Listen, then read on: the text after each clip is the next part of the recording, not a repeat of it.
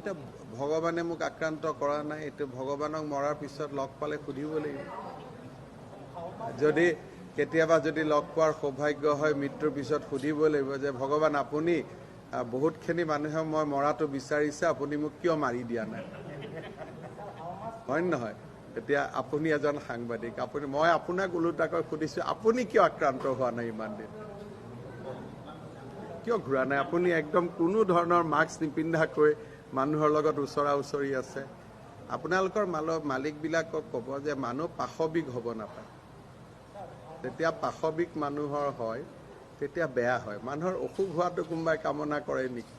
10 জনৰ কেঞ্চাৰ হয়, এতিয়া 11 নম্বৰজনক আপুনি লগ পাই সুধিব নেকি যে আপোনাৰ কিয় কেঞ্চাৰ নহ'ল? এই 10 জনৰ যে হ'ল, আপোনাৰ দেউতাৰ যে কেঞ্চাৰ হ'ল আপোনাৰ কিয় হোৱা নাই? এনেকৈ প্ৰশ্ন কৰি সাংবাদিকতাৰ মহান বৃত্তিটো কিয় তললৈকে লৈ যায়, হয় নহয়?